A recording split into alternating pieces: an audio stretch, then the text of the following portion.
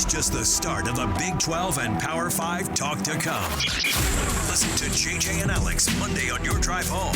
Afternoons from 3 to 6 on 97.5, the KSL Sports Zone. Yeah, it's going to be an interesting week on the KSL Sports Zone. You want to stay tuned to all the talk all day long across the station. JJ and Alex, of course, in the afternoon, where Jeremiah Jensen and I break all these things down. We get together, Mitch, JJ and I, after a long weekend of sports, and we don't talk about anything until that very moment that the mics crack on Monday. We'll kind of get through and sort of go, let's go this direction, let's go this direction.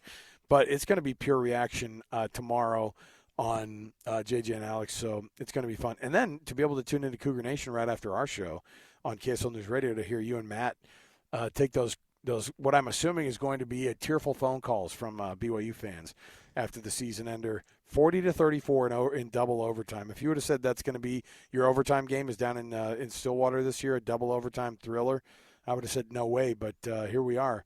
So BYU, what they're looking at the rest of this year, before we get into what BYU can expect going into the offseason, Mitch, let's jump in first and talk about our game of the week, which is, of course, the Big 12 championship game. We're here.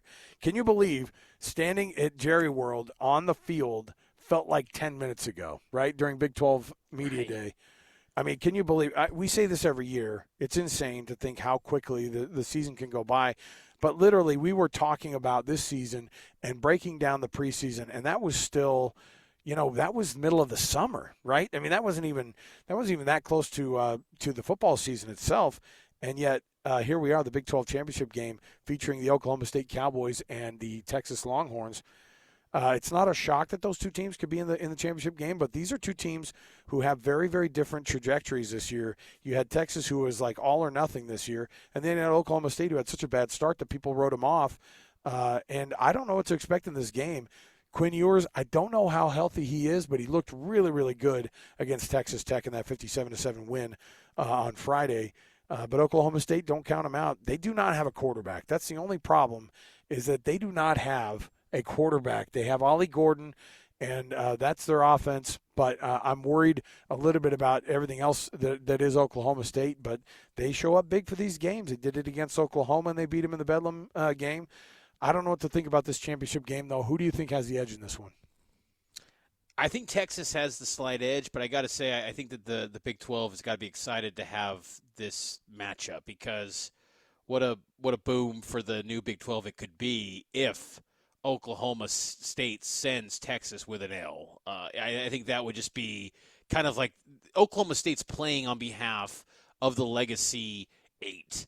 Where it's like all those programs, and then, the newcomers to a lesser degree, but this is kind of a moment to send out Texas with a loss. But I do think Texas has got the edge here. And, man, I am so fascinated to see Texas's defensive line and their defense, third nationally in rush defense through games completed through Saturday, going up against Ollie Gordon. That is going to be just must see, because I think Oklahoma State, they come into this game with nothing to lose. No one expected them to be in this spot. There's really no pressure on them. They're Sure. not going to be a New Year's Six at-large team. So if you lose, it's a bummer, sure, because you want to get that title, but there is no pressure on the Cowboys. Whereas I think Texas, they've historically been the team where they'll just have a dud of a performance. They haven't done that this year.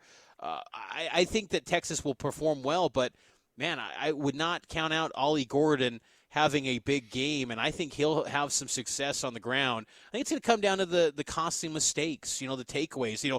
Quinn Ewers against Oklahoma in the Red River, he had moments where he completes 20 of 22 pass attempts, but then he had like a 5-pass stretch where he had 2 in the dirt, and then he had a pick, and he had mistakes galore. And that's where you just wonder. He'll give you those brief moments where he's going to make mistakes, and can Oklahoma State capitalize and seize that brief window of momentum to capture that from Quinn Ewers? So I think it's going to be a heck of a game.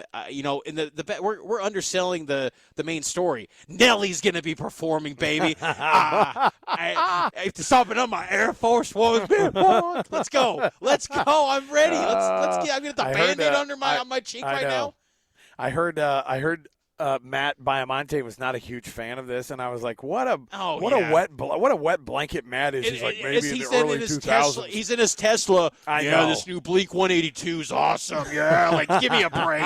Give me some Nelly, baby. Oh my goodness, I'm all over that. My kid goes, no matter what I do, all I think about is you. I'm telling you, Even my kid when was you like, were my boo. my kid was like, I thought Nelly got shot, and I was like, he may have. I don't know. I was like, I don't know. I don't know what his past has been like. Kids are blurring Nelly with Biggie Smalls. I don't know. It's crazy. So, by the way, Jonathan Brooks, obviously the torn ACL, the running back who replaced Bijan Robinson in Texas this year, huge loss for them. But Jaden Blue, out of the blue, 10 carries, 121 yards the other night. Look, anybody who's at Texas, if you're a running back on that depth chart, you're a 4-star guy, and you're an athlete. You're probably the best player in the state of Texas or Oklahoma or Arkansas or Louisiana. So these guys are good. The thing is that Oklahoma State, like you said, has nothing to lose. Quinn Ewers is very efficient. What he's not is throwing for 400 yards, but he will absolutely tear you apart. And he is, we were talking about the inaccuracies of Jake Retzlaff. Quinn Ewers is super accurate. Like, that guy has a really, really good arm, but he's also very accurate. He doesn't make a ton of mistakes, and the mistakes that he makes are usually few and far between, and they don't do as much to kill his team. I mean, they absolutely blew up that Texas Tech on Friday, and it was just to show everybody else, like, hey, that was cute. Conference play has been fun, but we got to get to the big game here, and they did. They ran for 302. They passed for 225. A very balanced attack, and they are a team that you don't want to mess with. But Ollie Gordon is the best running back in the country, and we saw him yesterday, and we saw how good of a back he is against BYU, and I think it's going to be tough. It's going to be tough. Texas is not really great at stopping the run this year. They're middle of the pack when it comes to stopping the run in the Big 12. So we'll see how they do. But I'm excited for this one, and it's nice too because they didn't face off against one another during the regular season. They didn't, right? No, they didn't. Right, and so this is nice because they haven't seen one another. There's not a rematch situation with this, and so it's going to be kind of a fresh look at both of these teams in the championship game. Fingers crossed too, Alex. We get the 2024 Big 12 football schedule with the dates. Brett Yormark said to me back in October it was going to come out late November, early December, so fingers crossed there. So that's something to maybe look forward to on that front. But then also in this game, the player of the game will get a WWE belt. So It's going to be just a top-tier event for the Big 12 championship game in Arlington. We can't wait. And as you teased it earlier this hour, we will have a full season recap show next Sunday. And then we will also give out power rankings for what the 16-team Big 12 stacks up next week. So there's going to be season. Oh yeah, there's going to be some fighting between mommy and daddy next week about these rankings, man. We're gonna get into it because we're going to have some issues at the top, I think. Yes. And really, you're going to have to, and at the bottom too. We're going to be looking around, going, "Oh no, you're the worst. No, you're the worst." So. And we'll see, where the teams locally here will stack up as well. So been a fun year, Mitch, though, it's been Alex. fun this year. We've had a lot of fun. Absolutely. And kudos to Eric, our producer. This isn't the last one, of course, but Eric always does a phenomenal job in getting this show ready every week. And so we appreciate all the work that Eric Cabrera does there at KSL News Radio.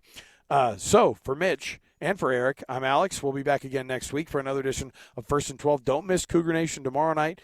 6 to 7 on KSL News Radio. Don't miss JJ and Alex, 3 to 6 on the KSL Sports Zone. So for those guys, I'm Alex. Like I said, we'll talk to you next time, everybody.